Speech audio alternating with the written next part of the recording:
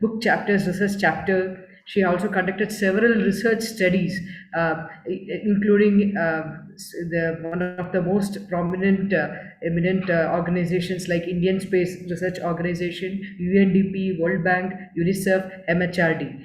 And apart from that, her positions is wild and diverse in the field of academic, corporate. So, if like in academic, she was a VC and vice chancellor of CNDT Women's University, joint director of Central Institute of Educational Technology, and head of the Department of Educational Technology. In corporate, currently she is independent director of Indico Remedies Limited and independent director of IRCON International.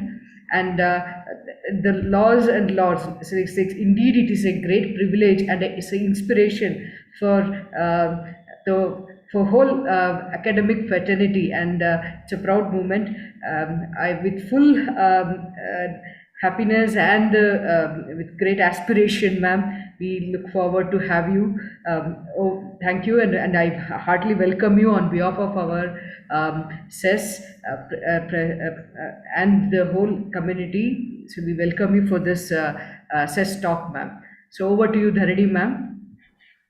Thank you, Sirisha, ma'am. Indeed, it is really a great pleasure to have you as a speaker today. Now the session is over to you, ma'am. You can take over. Thank you so much. Am I audible?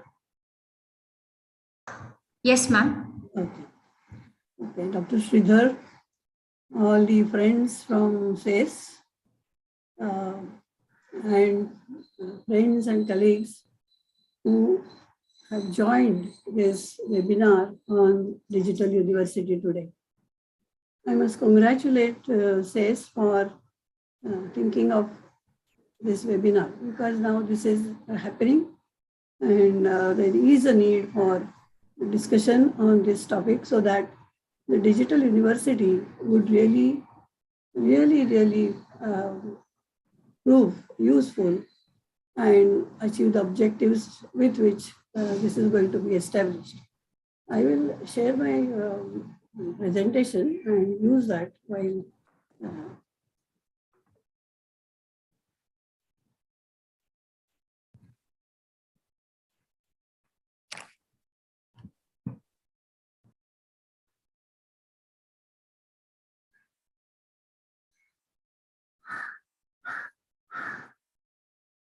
can you see it now? Yes, ma'am. Okay.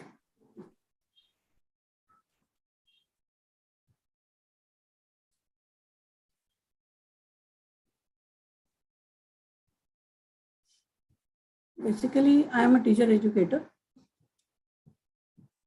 and I did my B.Ed. And like all teachers, first thing they taught us this poem, very famous poem by Rudyard Kipling. I keep 6 honest serving men. They taught me all I knew. Their names are what and why and when, and how and where and who.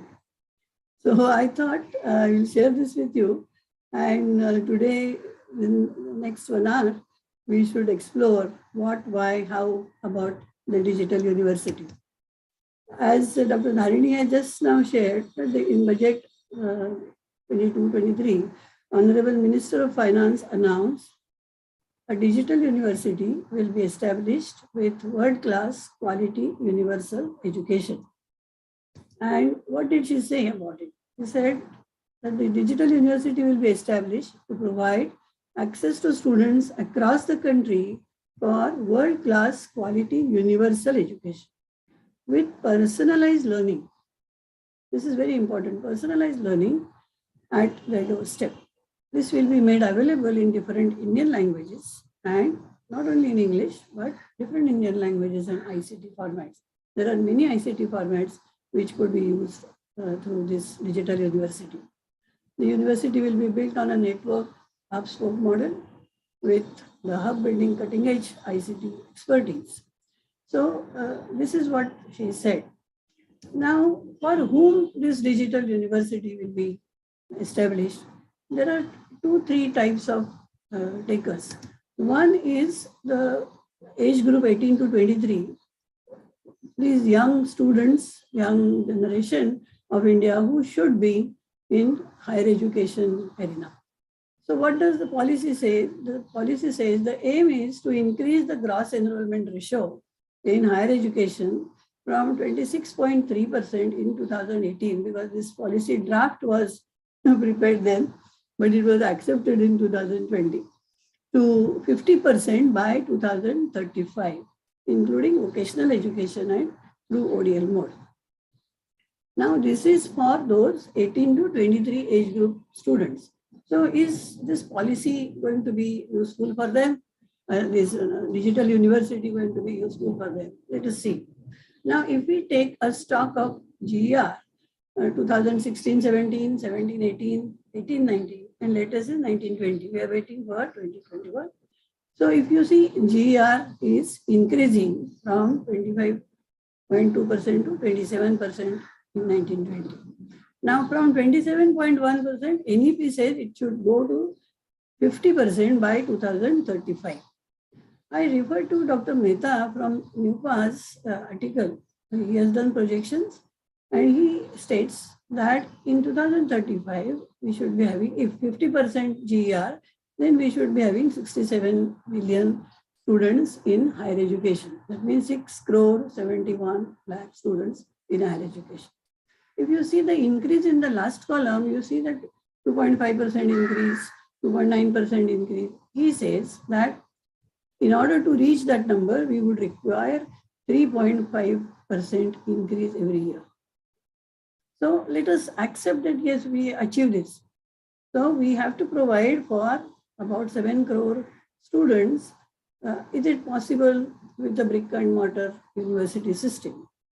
There is another group which is called non-traditional student group.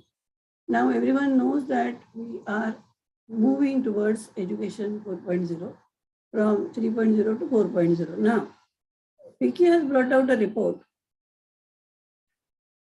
called University of the Future, Bringing Education 4.0 to Life. What does it say? Who are these non-traditional students? They delay their post-secondary enrollment. They are employed full-time, hence looking for part-time options, not a full-time option. You can't put them absent if they don't come to your university. Independent of financial aid, because they are earning. One or more dependents, single caregiver, does not have a traditional high school diploma, may not have. So these are some of the characteristics of this non-traditional student. And what would they demand from the university system? Affordable learning solutions with a quick return on investment. Presently, it is 18 to 23, they just don't bother about it. That is what I feel. They should be more concerned about return on investment. They invest their time, they invest their brains also, they invest their money, maybe their parents' money. But when you invest something, expect the return. Course offering flexibility and multidisciplinary options. You can't dictate to them. They would be telling you what they want, and the university should provide for it. And policy has also brought out the lacuna in higher education system. We are very rigid. Moving ahead takes time. Just to make one single change in the curriculum, you need to go to board of studies, then to faculty, then to academic council, management council, then it will be accepted, and these committees don't meet quite often. So we need something, some system, ecosystem, which would really respond to the needs of these non-traditional students.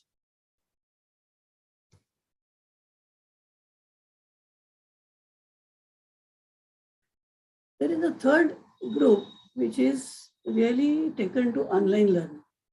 You see, this Class Central has given this data. In 2019, Coursera had 8 million new registered users. Within 1 year, it became 31 million.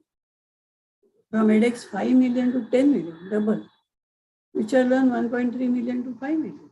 You see how the number of students enrolled in online learning is changing. Because online learning has both synchronous and asynchronous modes, it also has this flexibility. I mean, logically, it should have flexibility.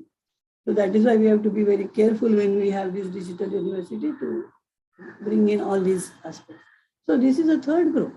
So now this digital university should not be only thinking about 18 to 23, but there would be many different groups of learners who may be interested to have education from this university. There are many aspects. Let us take first aspect as technology infrastructure. I am not a technologist. I come from education technology. So it is education technology, education comes first, and then we think about technology which is appropriate for education. But let us take a stock whether we are ready with technology infrastructure, and then we move to our education technology angle. Technology infrastructure for digital university. What does the policy say? Policy has clearly stated that there is a need to invest in creation of open, interoperable, evolvable, public digital infrastructure. Public digital infrastructure. It should be accessible to public. In the education sector, that can be used by multiple platforms and point solutions to solve for India's scale. We just talked about 7 crore. Diversity. There are very few countries in the world, they have about 1 crore population of their country. And here we have teacher population as 1 crore at school level. And now you say the student community is such a huge. So we should talk about scale, diversity, complexity, and device penetration. Which device and how far, how many would have that, the price of it. So all these things should be thought about. This will ensure that the technology-based solutions do not become outdated and with the rapid advancement. Because technology changes very fast. So if we create a rigid ecosystem, changing that, then you have to throw it out and then create another, and that will take so much of expenses as well as time. So it says it should be open and it should be evolvable. That is what the policy says. And in this direction, we do have technology because India is a home for technologists. So you ask for it and then they will give it. Only thing, the education people should ask for it. This is what we want. Can you do it? Their answer all the time will be yes. And I have experienced this in my life. So one of that architecture is National Digital Education Architecture. That is NDAR in short. So now this is created already. And the vision statement for India is a globally pioneering effort in education, a unifying national digital infrastructure to energize and catalyze the education ecosystem. Such a wonderful experience it would give. This is now with the Ministry of Education, especially for school education, and of course higher education can use it. So India is nearly ready. Another is BharatNet, Bharat Broadband Network Limited. It is under Department of Telecommunications, Ministry of Communications, Government of India. BharatNet is an initiative to connect all the Gram Panchayats in the country. Presently, about 1 lakh Gram Panchayats are connected, but in the recently organized workshop, the secretary said that very soon they will connect, they will provide Wi-Fi to all 6 lakh villages.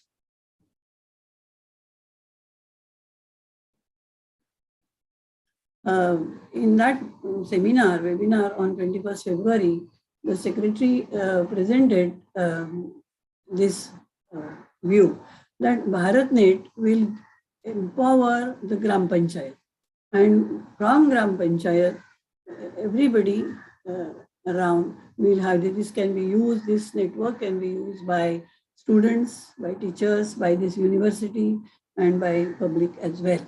So technology is ready. The third one, if you see, that is called PM1, Prime Minister's Wi-Fi Access Network Interface. So this will create Wi-Fi hotspots, about 10 million, 1 crore Wi-Fi hotspots will be created by this year. So you can see that how the government is really keen to take the technology infrastructure to every nook and corner of the country. So when you have something big in mind, in education, it would require a base. It would require a base of technology. Without that, this will not be possible, which is ready. The policy has also suggested academic bank of credits, and you know that it is already published in Gazettes now. This enables students' mobility. We expect that student may not be sitting only in that village for job purpose, for any other purposes. He or she would be moving around and going to different institutions. So if registered under digital university, this movability, earning credits from different spokes or different parts of hub is possible due to this technology. What I'm trying to show you is that technologically we are very sound. Digital university, that word digital would require this kind of technology base.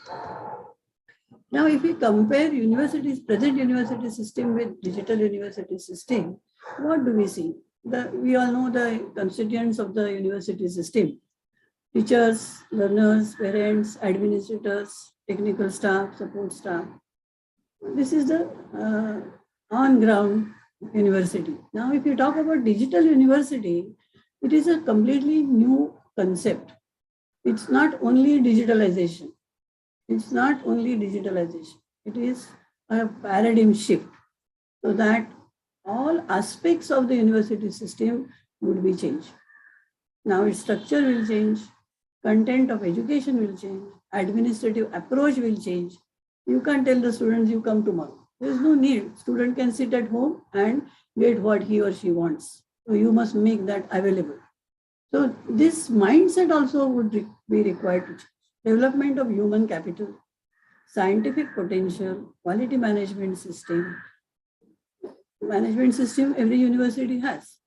But now the kind of management system which would be required by digital university would be very different. So we have to think very differently.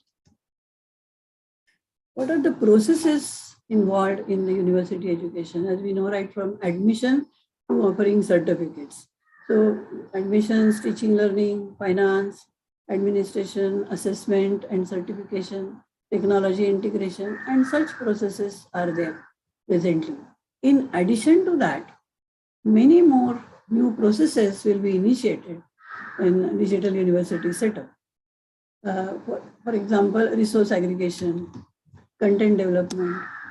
And content development does not mean only videos. Please understand that. And people think that if we only provide videos or audio podcast, students would learn, living there at doorstep. People don't learn like that. They don't. They learn differently. And today's students very much differently they learn. So content development requires a lot of planning, design, and then development of any content. And Honorable Finance Minister has already said different formats, ICT formats, it would be given, provided.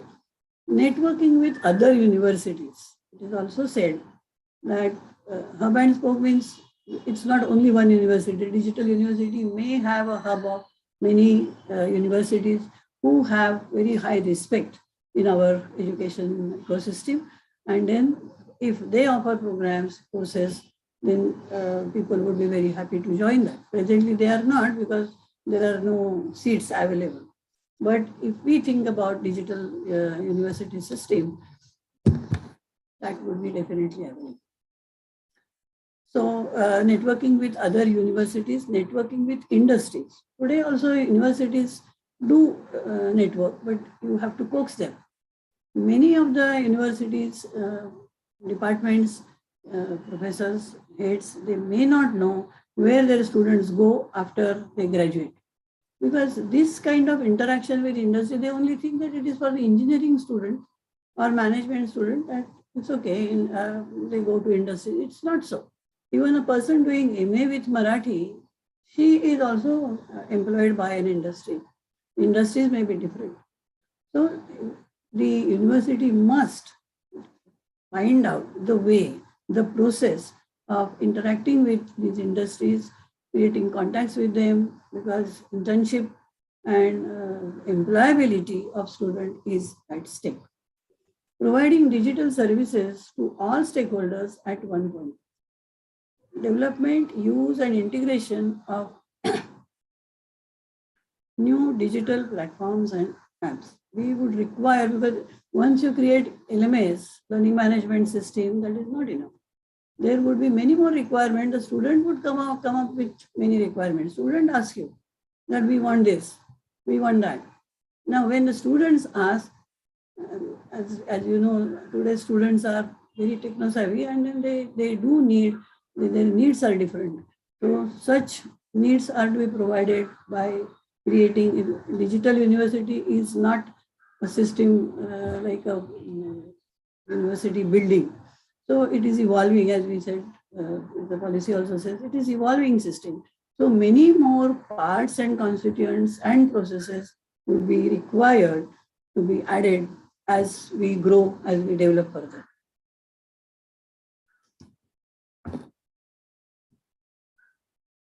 There are learning resources.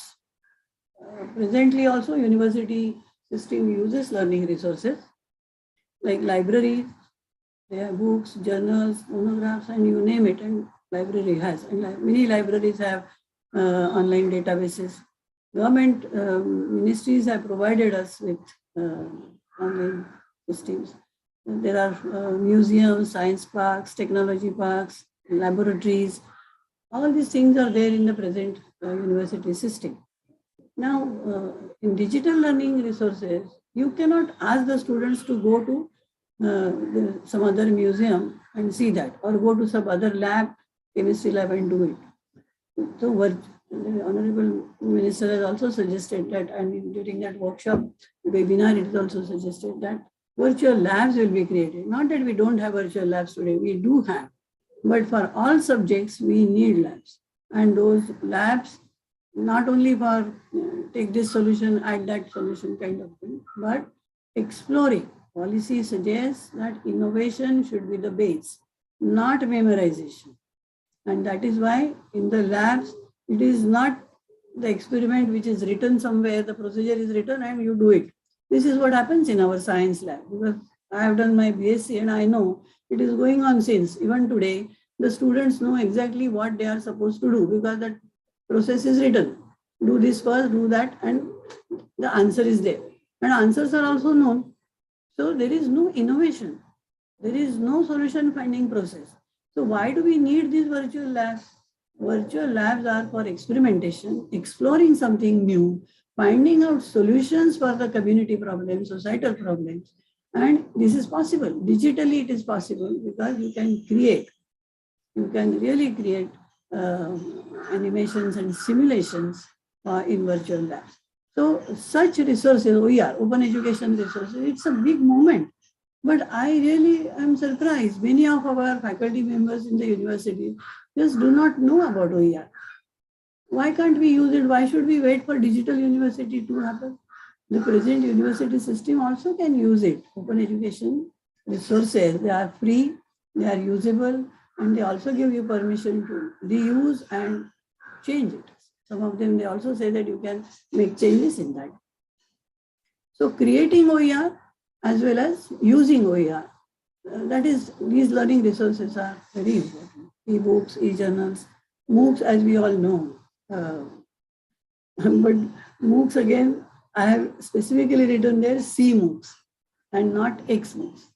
Very sadly, I have to say that today the kind of MOOCs we have, most of the MOOCs are of XMOOC. That means it is very structured. Structured. 1, 2, 3, 4. But you can't have anything more or anything less.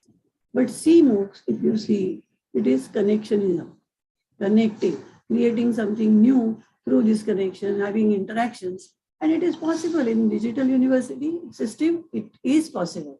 So we will see how teachers should be trained for that. Digital libraries.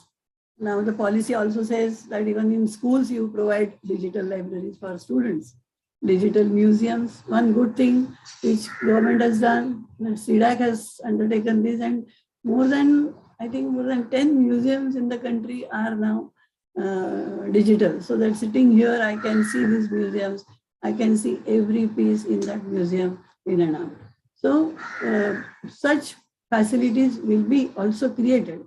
Many universities in India do have their own museums. So, but you have to go there and see those. Instead, in a digital university, if they provide these facilities, nothing like it. Virtual science park, technology parks, and all these things would go now virtual. And sitting at home, the student would be learning through these resources. Technology for learning. What technology do we use presently in our university system, and how it will be different in digital university system?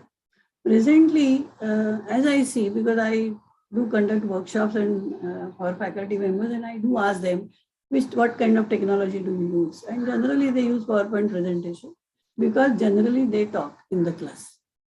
I mean, there are exceptions. There are few faculty members who explore the technology tools for student interaction, student work, and not just passing on or transmission of information. So we use technology for face-to-face interaction in the classroom setting. We also, I wouldn't dare to say many, but some university systems, the universities use learning management system. Like Moodle is a free and open source learning management system, but still we don't use it. Many people, many faculty members do not know about it. Very sad. I have seen many universities in Europe, when you take admission to a program and you select the courses, 4 credit, 3 credit, whatever credits, directly you are, as a student, you get admission into that class, online class, learning management system, your name is included. It is not a digital university, it is on-ground physical university, but they do use learning management systems for every course. So why can't we start using this? I mean, presently, some universities and within the university, some faculty members use learning management. It helps you to manage learning in large classes. Technology for learning in large classes, because our class size is quite big, 60 to 120. In undergraduate classes, it's 120. And I remember every time the principals would ask the minister that you increase the number of seats, 10% increase, 10%. So every time the class size grows. In a class, physical class, there are 130 students sitting there. So, and mobiles are not allowed in the university, in the campus.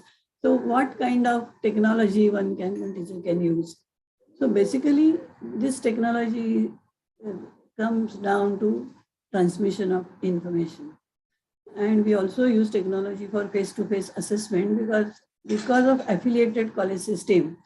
Colleges are spread in many districts. So sending the question paper there electronically, downloading it, and entering the marks. So all these things, assessment is now digitized. In Maharashtra, for example, we have Maharashtra Knowledge Corporation Limited. They call this as a digital university system, when from admission to certification results. So all processes are taken care for a university, including the curriculum courses and everything. So curriculum designed by the university is put into that digital system, digital university they call for every university. So they create a website called Digital University of SNDT Women's University. Like, and I must share with you one, I don't know what to call it. We always thought that we should go digital. We means in SNDT. I was working as a head of educational technology department, and computer science department, my friend Dr. Matthew was there. So he and some of us, we were thinking that we should go digital. We called it e-university. Way back, I think it was in 2000 or 2008, it was 1998, 99. I remember we had a great discussion in academic council about e-university, and you can imagine the fate. Other people said, no, we are not really ready with it. So let's not go digital, let's stick to paper and pen and all this on ground. So it remained there. And I offered the first online course of 4 credit. I means my Department of Education Technology in 2007 on instructional design. That was the first online course which we offered. And then we started exploring it further. And the master's program which we started, it was for instructional design for web-based learning, online learning. That was way back in 2001. But it was face-to-face. And you would be really surprised when UGC called it an innovative program. They funded us. This program was funded for 3 years by the UGC with one condition: this should not be offered online. This program was on instructional design and technology for online learning, blended learning, and instructor-led training.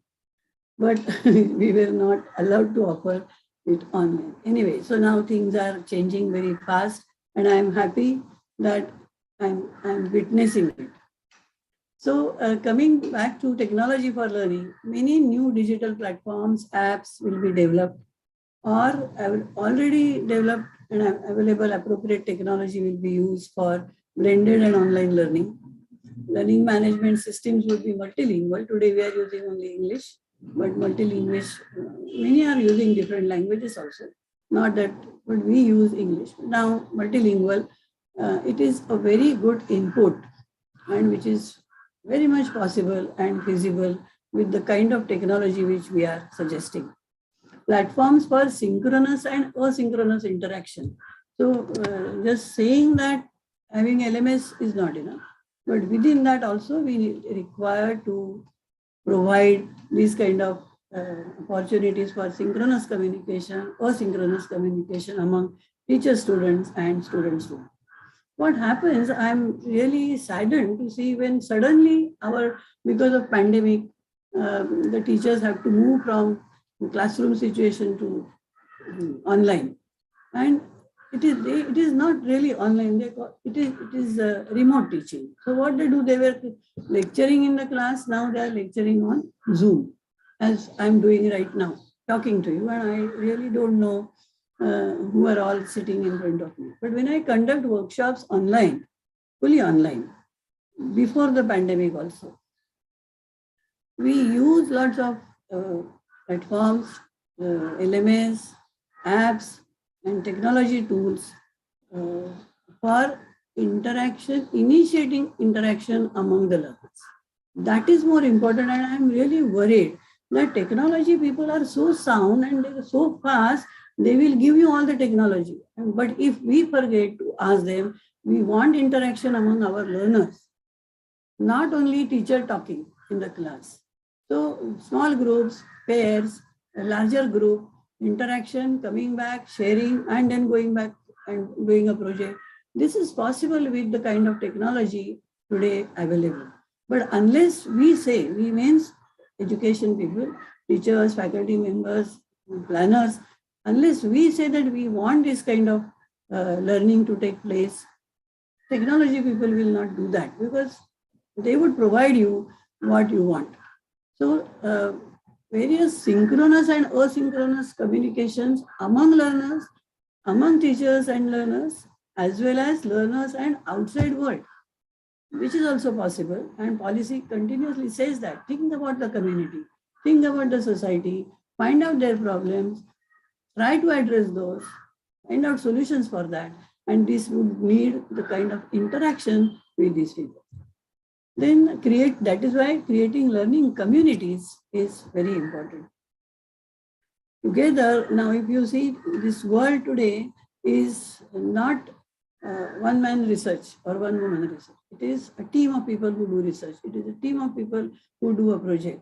So working together are the skills which we must inculcate through the kind of process we would have in this digital university. Create learning communities, progress and performance tracking system, online assessment. There was a big hue and cry. If we give online examination without AI, then they will copy it. Somebody else will write. But see, in the Department of Education and Technology of my university, for every course, we have about 16 assignments and continuous comprehensive evaluation. Policy underlines that. So evaluation does not mean one paper and pencil test at the end of the semester. It is better that earlier we change this, our conception about evaluation and assessment. People should really study this policy thoroughly well and understand what is meant by evaluation and assessment at higher education. That is why our students, even getting after getting A grade, they are unemployed because they are good in information storage, not application, not creating something new, not evaluating anything around them, not finding out solution. So now the graduate attributes must be very clearly written. This digital university, I think that graduate attributes should be very clearly written and followed so that all these processes will contribute towards helping the learner to achieve those learning outcomes.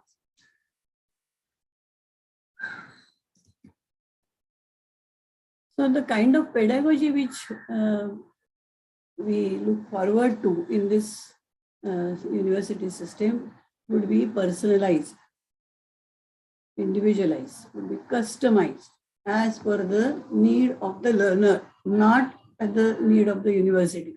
So university cannot say, this is what we are offering. If you want to come, you come. Otherwise, don't come. We just cannot say that.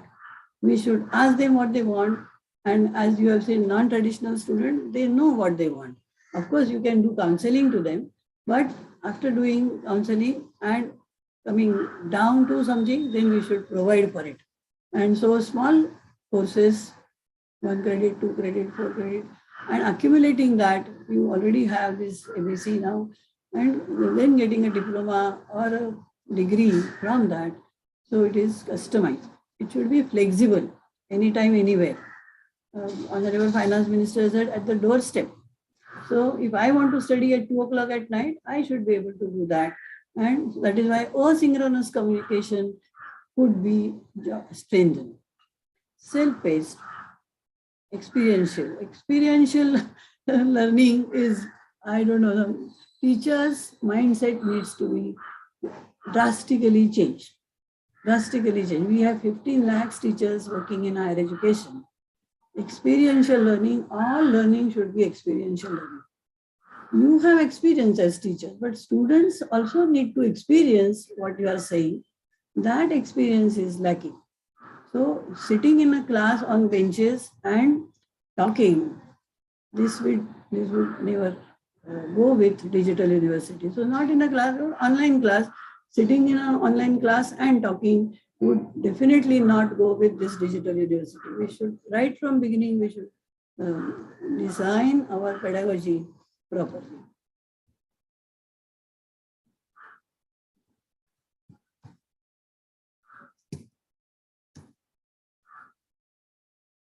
And for this, I think we need to train our teacher community. Very much important. Digital university, as I said, our technology people are so, how to say, forward, expert. They will develop the system fast. But to use that system, presently we conduct teacher training in curriculum development, there's domain knowledge, in content creation, learner-centered pedagogy. So, but now with the digital university system, we have to think about training our faculty members in a very different areas.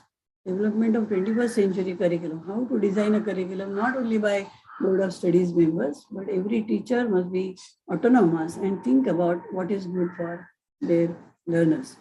Assist differently able learners.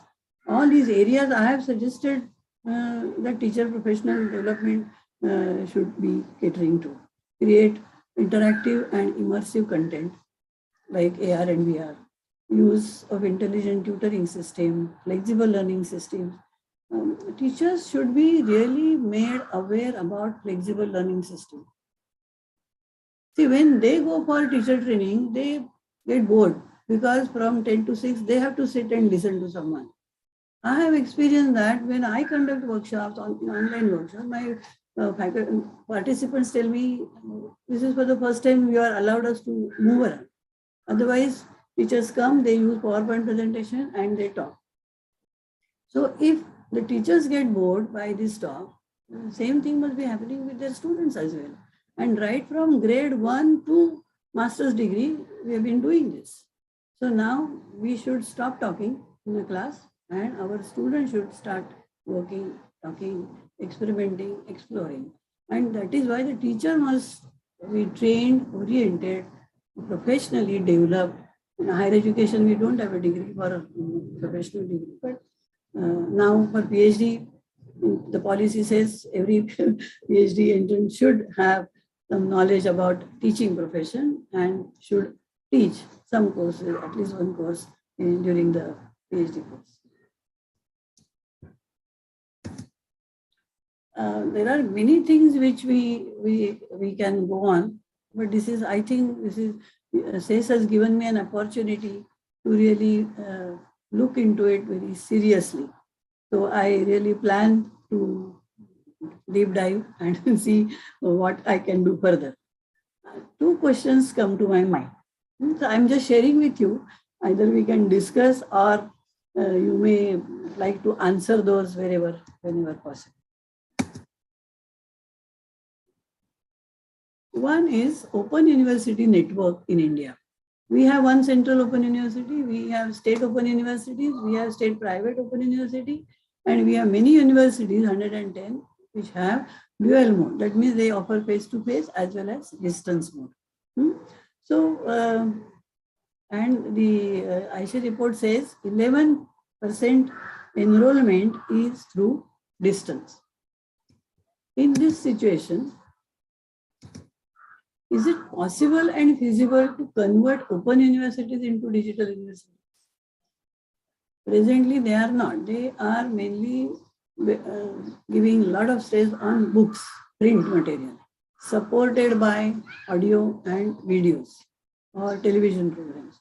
But they are not fully digital. So do you think it is possible to convert our open universities into digital universities?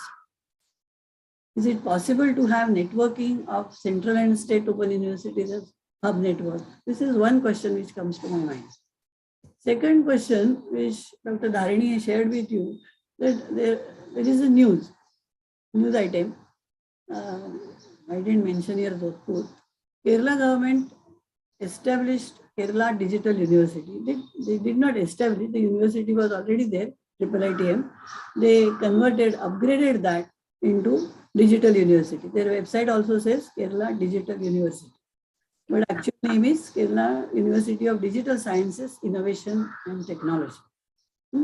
Maharashtra government also constituted a committee under Professor Shevgavkar to study the possibility of establishing online university. This committee was established in December 2021, and in this year they again modified that committee, but still the committee is working.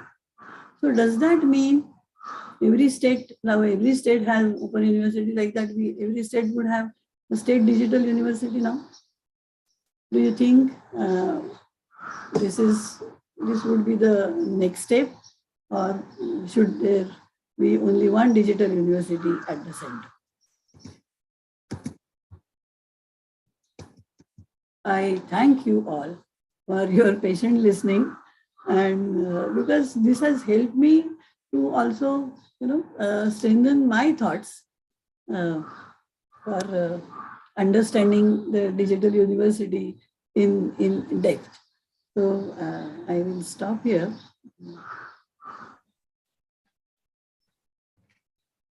Yes, ma'am. Yeah, actually participants can answer to those two questions which ma'am has asked you. I'm not able to stop sharing. 1 second, ma'am. I'll just check. Yeah, I think it's done. Yeah, thank you so much, ma'am. It was so much insightful, so many doubts we had. Definitely not. Definitely not. Actually, we had so many questions in our mind. So how a digital university will be established, like already we have so many challenges with the existing universities. So when we talk about digital universities, so there is a kind of clarification in the way you told the process and everything, how the transformation takes place and everything.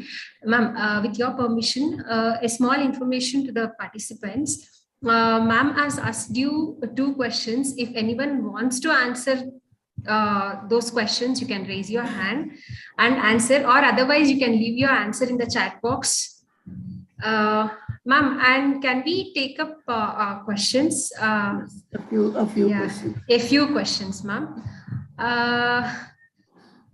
This is Shahid. He has asked, like, is the university environment of today able to take up the challenge of digital world? What is the role of IITs, NITs, and IIITs? Will Swayam Neptal become complementary to the digital environment? So, Self-explanatory. IIT director, IIT Madras director very emphatically said that we have an experience of having lakhs of students doing the course. So, as I said, we have experts in technology. I really feel proud about it, that India, yes, we have technology. That's why the teachers, we should be more, coming forward to say, this is what we want. Students should be asked, what do you want? How do you want? And when we ask our students, we want our dashboard. Every student said, we want a dashboard. We never, I'm talking about 2011, but we never ask our students, what you want? We give them what we think appropriate. Now, students would start talking. So it's better that we ask them and then we convey to our technology experts that can this be done? We want this. So IITs, NITs have a big role to play, big role. They are the pioneers in this technology development. yes. Okay. And there is one question here. Is digital university a future of India?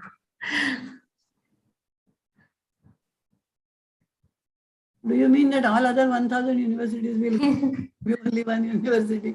No, please don't get worried about it.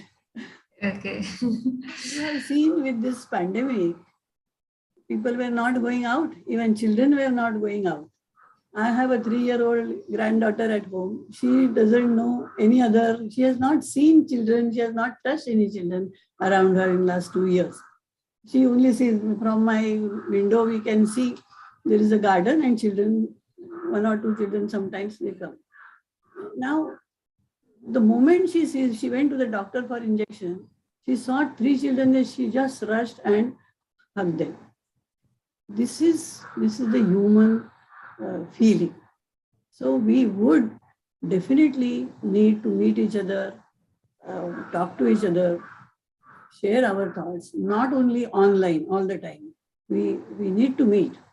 But if, now we are talking about a student, say from Tamil Nadu, and some courses are offered in Jammu University.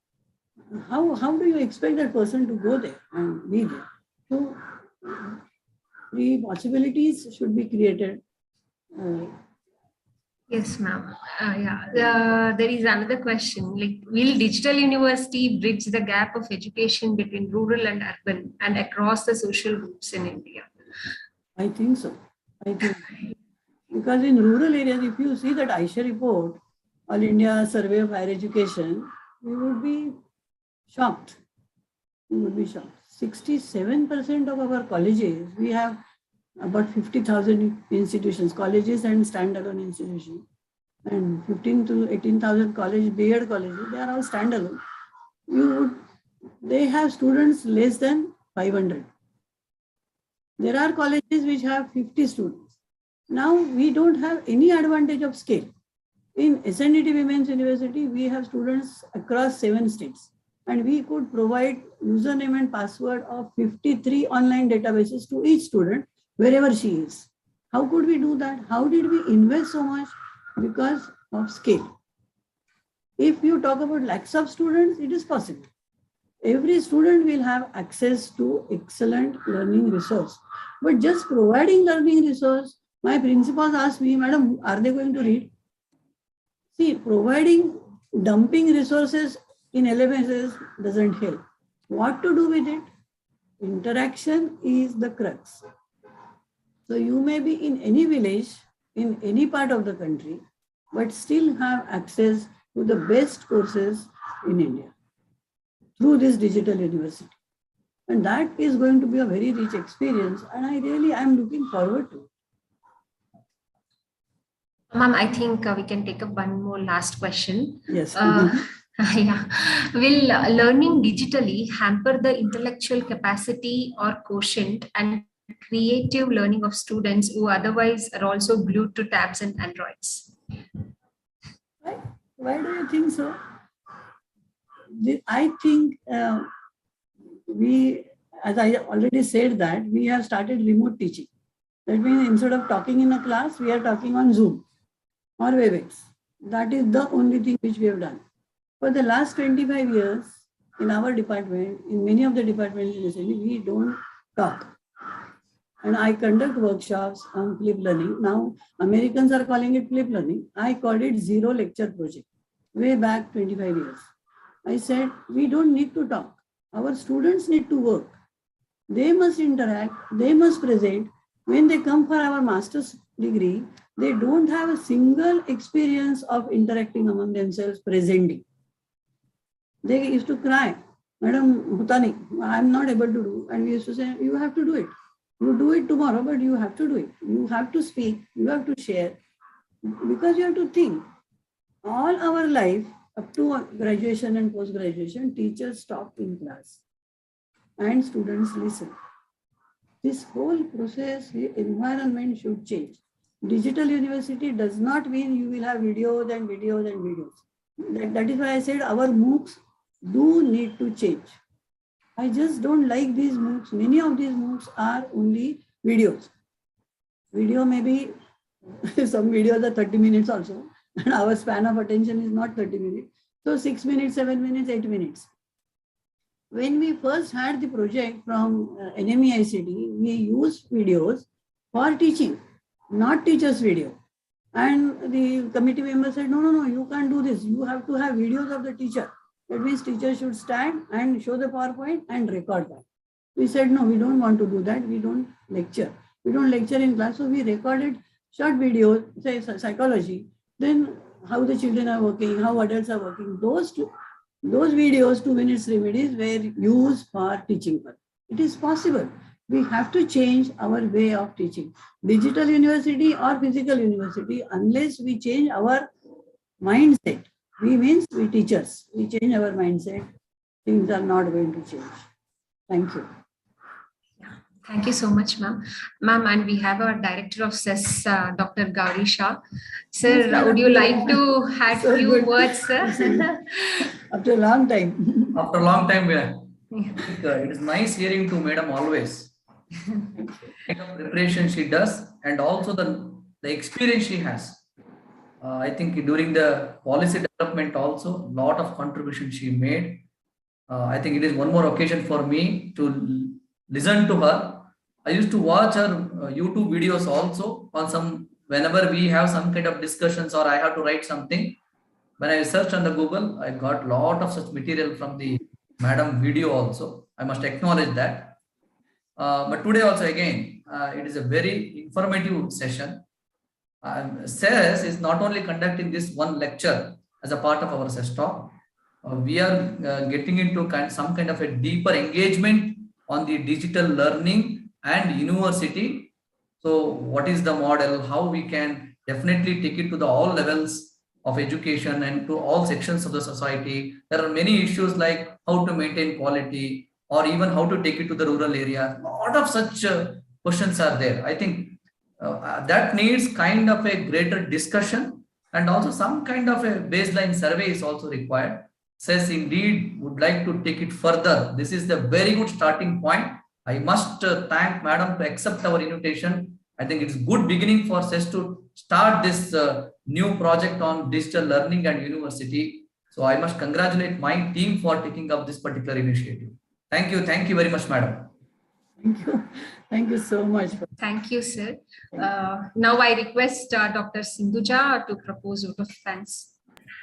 Already someone we have proposed, but as a part of formal aspect, ma'am, indeed, the whole session that you highlighted, the transformation of the university structure and the processes from 3.0 to 4.0.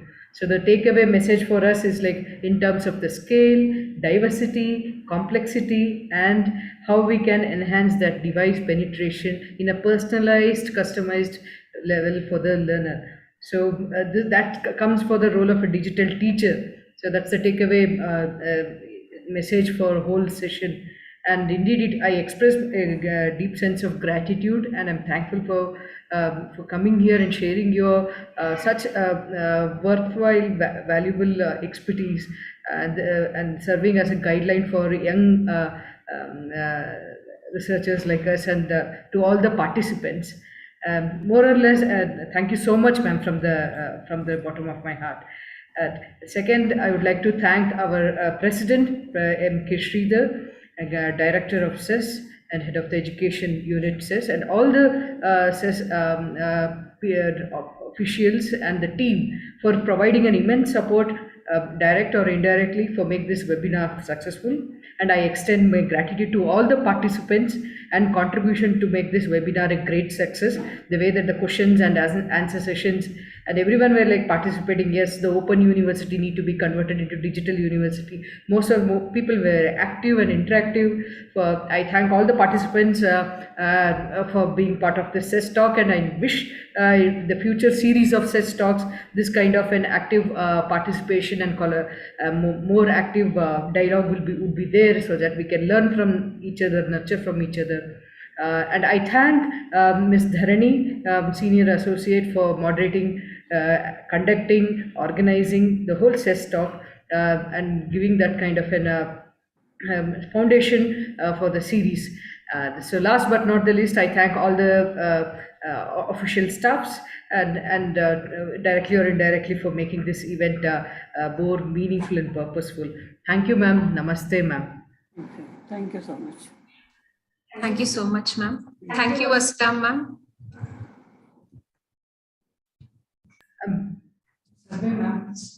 Link share ಮಾಡಿದ್ದೀನಿ.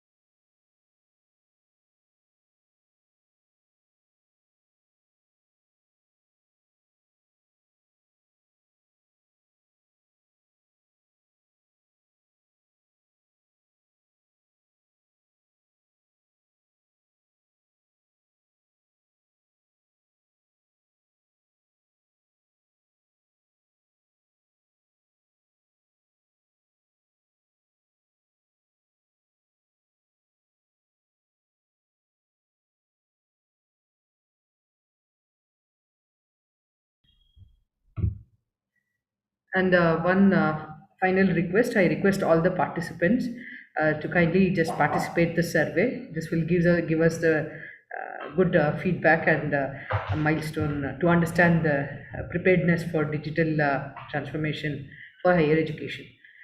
So I request, it takes only 20 minutes to complete the survey, and do share the link among your colleagues, and reach us out to understand the pulse of digital transformation for education in India. Thank you so much.